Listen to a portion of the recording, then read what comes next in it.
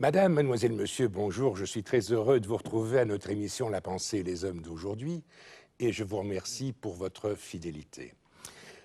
À notre émission d'aujourd'hui, nous allons évoquer les notions d'évolution, de créationnisme.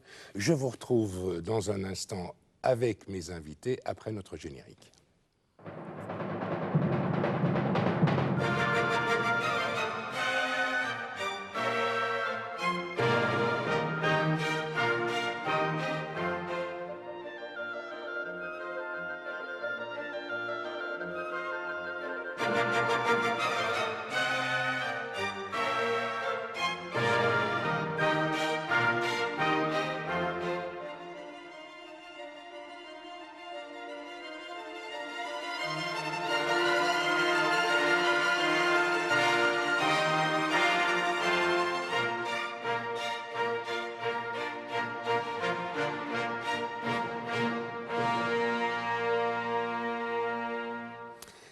Mon intention première pour notre émission d'aujourd'hui était d'inviter le professeur Pascal Pic du Collège de France pour évoquer avec lui son ouvrage « Lucie et l'obscurantisme » paru à Paris aux éditions Odile Jacob. Malheureusement, le professeur Pic n'a pas pu venir jusqu'à nous pour réaliser cette émission. Alors j'ai invité deux grands spécialistes de la question que je vous présente à l'instant. Le professeur Charles Suzanne, vous êtes professeur émérite de l'Université libre de Bruxelles et de la vraie Université de Bruxelles.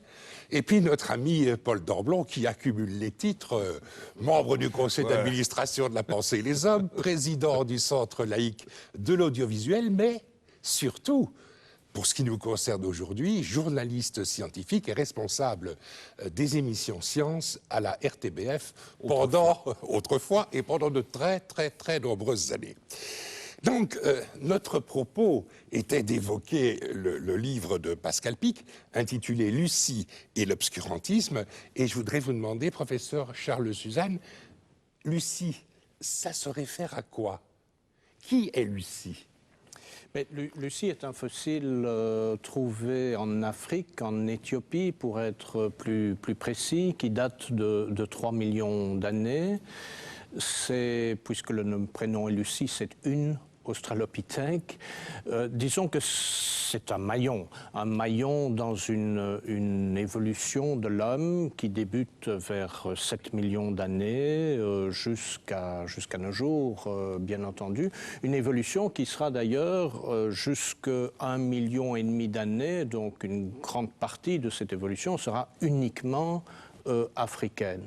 Et Lucie est un de ces maillons un peu exceptionnels dans la mesure où un grand nombre de pièces anatomiques ont été découvertes, ce qui a permis une analyse d'anatomie comparée beaucoup plus précise que pour d'autres fossiles, par exemple. Elle s'appelle Lucie grâce aux Beatles. Aux Beatles, en effet. Grâce aux Beatles. Ah oui.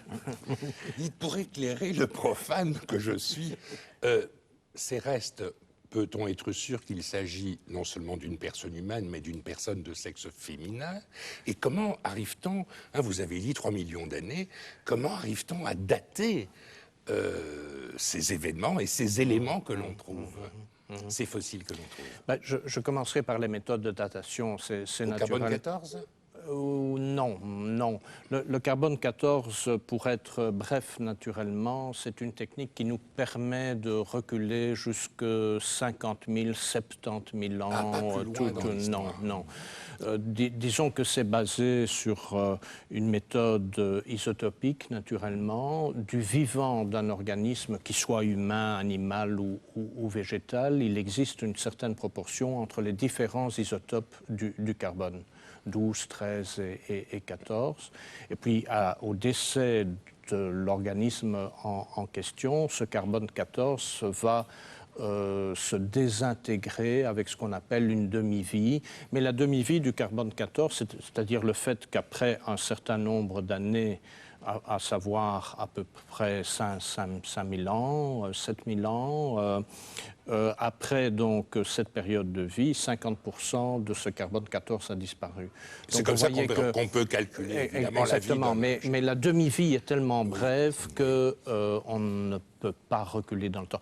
Ceci dit, c'est basé sur d'autres techniques isotopiques, d'uranium notamment, de potassium, argon. Il y a différentes possibilités, surtout que, comme je vous le disais, ces sites sont est-africains, c'est-à-dire dans des régions volcaniques où un certain nombre de techniques basées sur des isotopes et même basées sur tout simplement des lignes de désintégration de l'uranium que l'on peut observer dans des verres volcaniques peuvent être étudiés. Donc la méthode est très précise. Ceci dit, c'est comme pour toute mesure de temps, il y a une certaine erreur. Alors quand je disais 3 millions, oui, quand je dis 3 millions, c'est à 200 000 ans près.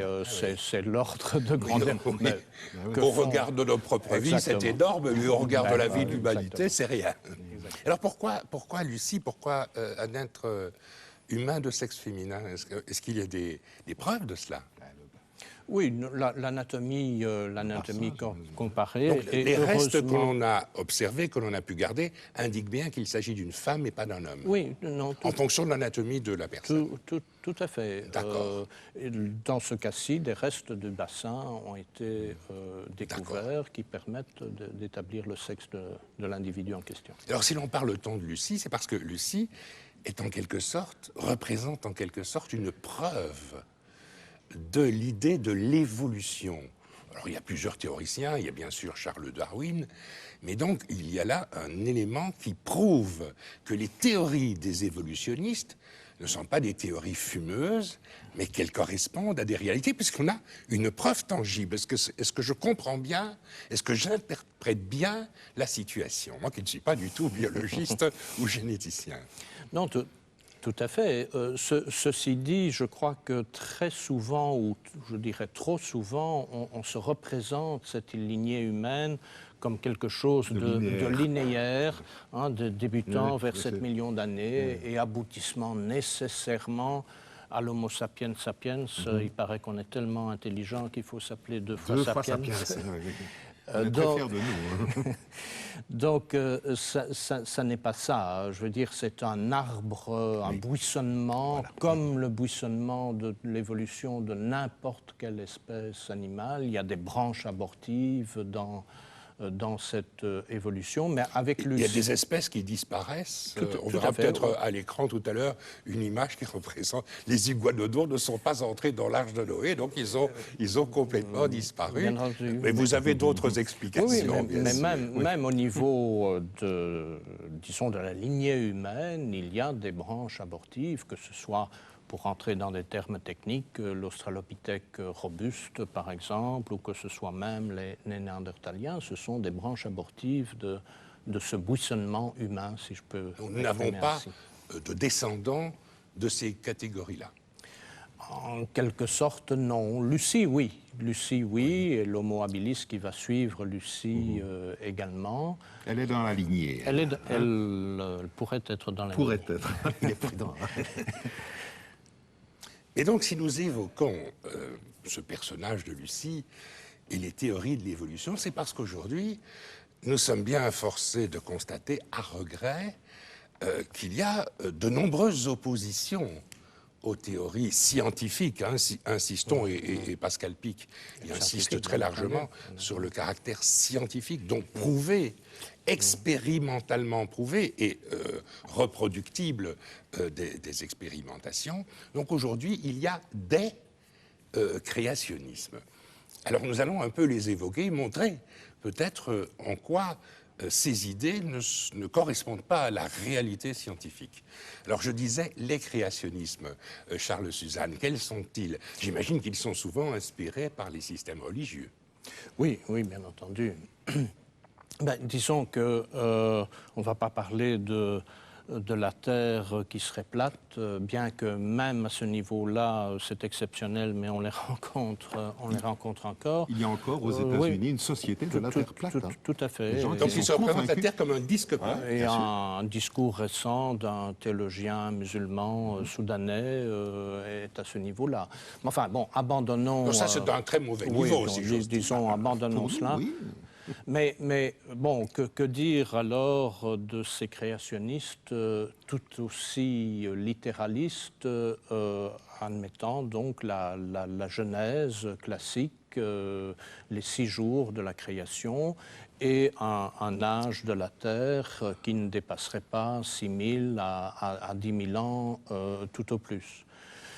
Puis, il y a vraiment des gens qui croient bien entendu, une divinité ou un dieu a créé le monde en 6 jours. Il y a des gens qui croient ça Oui, encore puisque aujourd'hui. c'est écrit dans certains textes auxquels on se Ma confère. grand-mère me disait toujours, ne fais pas confiance à ce qui est écrit, le journal mort. Oui, mais malheureusement, je ne sais pas si Paul va être d'accord avec moi, mais à la limite, c'est presque la majorité des créationnistes qui se trouvent encore à ce niveau-là. Donc ils ne considèrent pas ces 6 jours comme une valeur symbolique. D'aucuns le font, mais pas tous. Et il y en a qui s'en tiennent à la lettre. À la lettre du texte. Sans vouloir être particulièrement agressif, je pense que dans le monde musulman, il est de bon ton de dire chaque fois que le Coran est la parole de Dieu.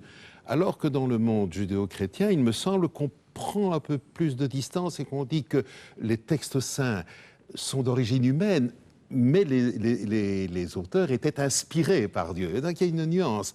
Et ça dépend quel est le degré de fidélité des différentes croyances à ce rapport au texte. Une fois qu'on est littéraliste, je trouve qu'il est difficile de prendre ses distances. Bien entendu, par définition. Moi, je fais toujours remarquer, mais j'ai mauvais esprit, ça n'étonnera personne, que dans la Genèse, dans Bereshit, bara Elohim et Hashamayim ve'et haaretz, c'est le début de la Genèse en hébreu. Je ne connais pas plus loin, mais ça, je connais bien. Ce qui se passe le premier jour, c'est même formidable.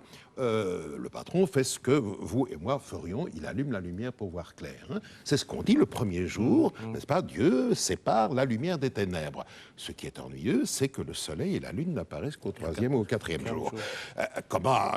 Bon, alors, quand vous parlez de cela avec un croyant sincère, il vous dit oui, mais enfin, il faut prendre les textes avec nuance, il faut faire de l'exégèse, n'est-ce pas? Il faut faire de l'herméneutique, il faut interpréter les textes. Et cette lumière du premier jour, c'est pas la lumière électrique pour voir clair, c'est une lumière symbolique qui a les lumières de l'intelligence humaine, etc. Bon, c'est une très belle manière de décrire les choses. Mais moi, je vais dire tout de suite ce que je pense profondément, et puis vous en ferez encore ce que vous voulez. Ces textes sont superbes. Tous ces textes sont magnifiques, mais on pourrait en parler d'autres. Poétique. Il y a les Upanishads, il y a le Kalevala des Finnois, ça ne doit pas être mal non plus. L'humanité est pleine de textes anciens merveilleux.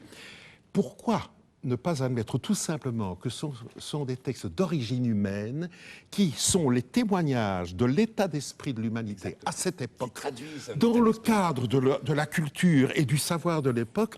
Et alors il est normal que ces textes ne collent plus avec notre réalité d'aujourd'hui.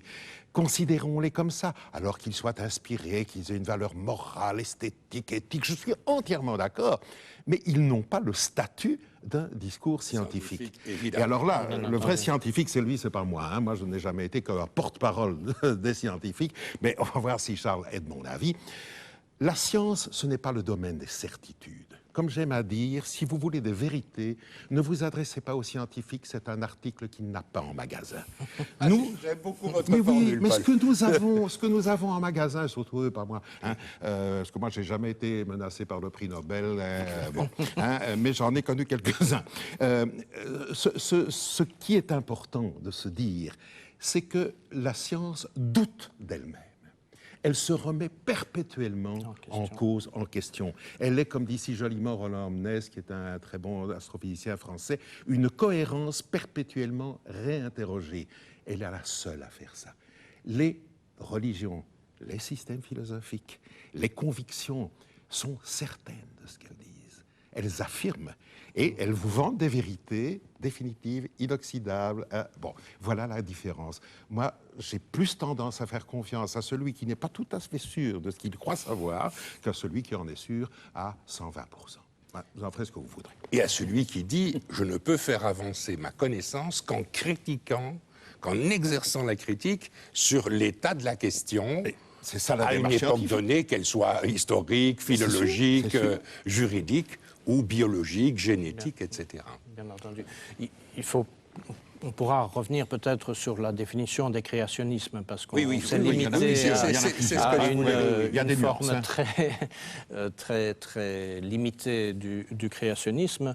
Mais il est vrai, pour reprendre la phrase que vous citiez, il est vrai que Darwin, par exemple, avec sa théorie de sélection naturelle qui est toujours d'actualité, qui est toujours valable, il faut quand même la resituer dans son contexte où on ne connaissait pas la génétique. C'est pas la génétique. Et il n'y avait pas dans son mutation, c'est parce que c'était une mutation. Bien entendu, on pouvait parler déjà de variation, mais enfin, on ne savait pas très bien ce qu'on disait peut-être à l'époque, et tout ça a été précisé. Puis donc on n'avait pas encore inventé la biologie moléculaire, tout à fait, qui éclaire tout ça tout de même. Exactement.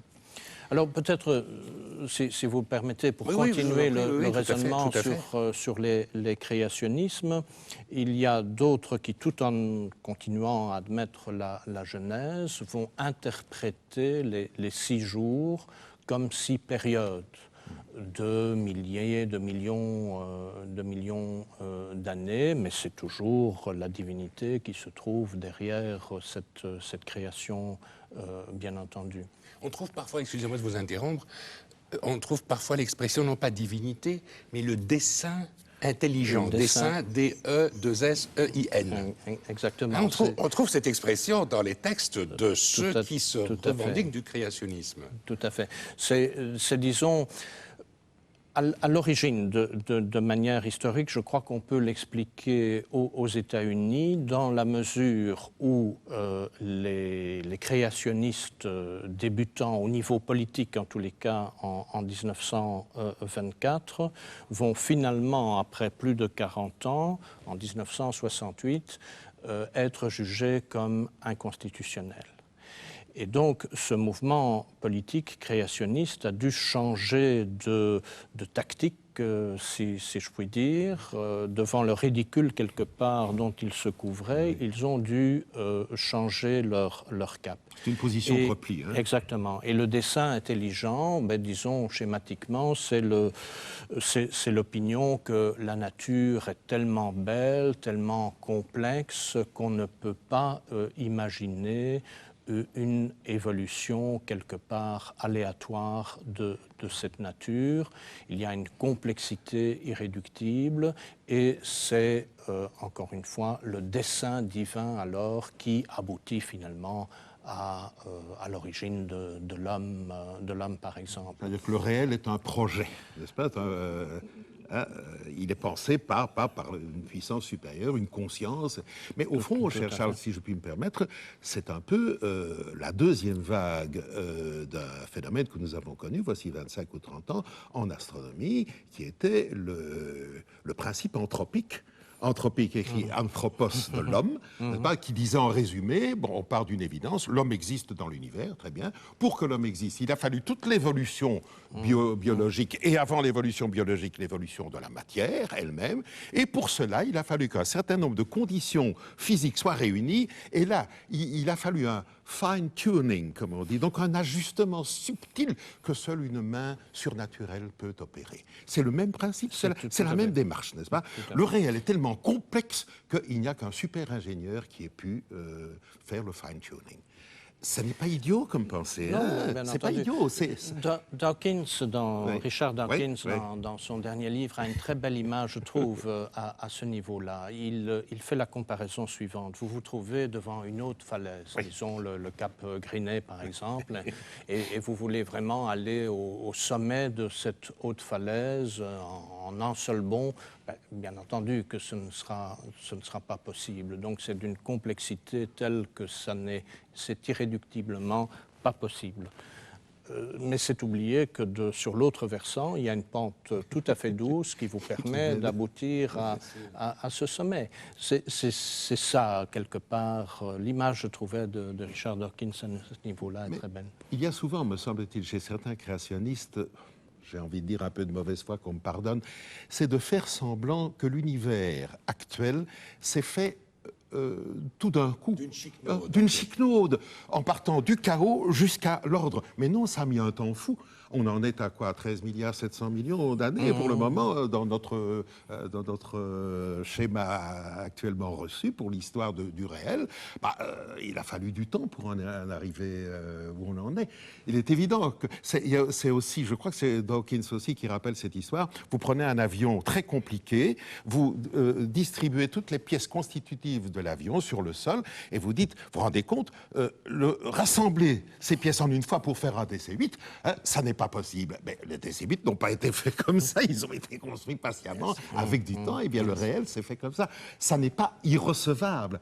Je vais être très sincère, je peux comprendre que certaines sensibilités éprouvent le besoin de se dire que le réel correspond à un projet qu'il était voulu. Jacques Monod le disait déjà dans son livre, c'est le hasard des nécessités, où l'univers est objectif, donc il est un objet. Il s'est fait comme ça, et là j'ai envie de dire, on a encore bien de la chance, ça aurait pu être pire, ou bien c'est un projet. Mais si projet il résulte d'un auteur de projet, donc il faut qu'il y ait une conscience. Et je pense qu'une bonne partie de l'humanité en est là, elle éprouve ce besoin que je ne critique pas. Il se trouve que ce n'est pas le nôtre, mais en adhérant à ce projet-là, vous ne faites pas progresser la connaissance. Puisque chaque fois que vous vous trouvez... En cause, mais non, et puis chaque fois qu'on est devant une difficulté, c'est le patron qui a résolu la question. Heureusement qu'on en est revenu depuis l'Antiquité, et surtout depuis le Moyen-Âge, depuis le XVIIe siècle, et surtout au XIXe. Il me semble qu'il vaut mieux être malade maintenant grâce à la médecine scientifique que quand on avait d'autres solutions que les pèlerinages, comme dit le docteur Knocker. Il dit c'est moins cher, mais c'est moins sûr. Je vois que vous connaissez bien la pièce. Je connais mes classiques. Charles Jouvet, dans sa conclusion, dans la conclusion de son livre Lucie et l'obscurantisme, Pascal Pic fait vraiment profession de laïcité. Ah ouais. Alors, est-ce que, je vous interroge l'un et l'autre, est-ce que véritablement l'adhésion aux théories de l'évolution, c'est une forme de laïcité, ou à l'inverse, est-ce que la reconnaissance des diverses formes de créationnisme serait une renonciation à la laïcité? Professeur Charles Suzanne. C'est une dernière forme de créationnisme que je voudrais rapidement essayer de décrire, bien que ce que je vais dire ici, les personnes qui adhèrent à l'opinion que je vais essayer de décrire ne se déclarent pas comme créationnistes ou ne veulent absolument pas être considérées comme créationnistes. Mais alors, c'est un langage qui est parfois difficile à comprendre peut-être. On se dit non créationniste, mais on se dit en même temps avoir foi en la création. Et disons que ça correspond globalement à l'acceptation de l'évolution dans les grandes lignes, en tous les cas pour ce qui concerne le règne animal. Et puis pour l'homme, ça devient un peu plus sibyllin, et quelque part, c'est quand même le souffle divin qui apporte, on ne parle même plus de l'âme humaine, mais de l'esprit humain, de l'intelligence humaine. C'est à peu près le langage qui est alors tenu par nos collègues catholiques, par exemple. Mais du point de vue des laïcs, il y a quand même des dangers. Nous l'observons dans notre pays, mais on l'observe aux États-Unis, dans les pays d'Europe. Il y a une certaine pression exercée par les créationnistes pour faire reconnaître leur théorie, notamment dans l'enseignement. Et nous savons qu'il y a un Turc qui inonde le marché. Voilà. De la création. Voilà. Je ne voulais pas citer son nom, mais il inonde les bibliothèques universitaires de son ouvrage, qui est une prise de position claire en faveur du créationnisme et qui réclame que l'on enseigne le créationnisme au même titre que les théories de l'évolution dans les universités. Ça me paraît être un non-sens. Ça ne va pas. Il n'y a pas Paul. parité des statuts, n'est-ce pas? Il est évident que le discours scientifique, si imparfait, si conditionnel, si incomplet qu'il soit, est d'un autre statut que le discours fidéiste, que le discours de la conviction de la foi. Beaucoup de croyants partisans donc des créationnismes nous disent oui, mais la théorie scientifique n'explique pas tout. Mais bien sûr qu'elle n'explique pas tout. Paul Langevin, oui, pas encore, mais même l'horizon reculera, elle n'expliquera jamais tout, heureusement, comme ça il y aura du boulot pour les scientifiques.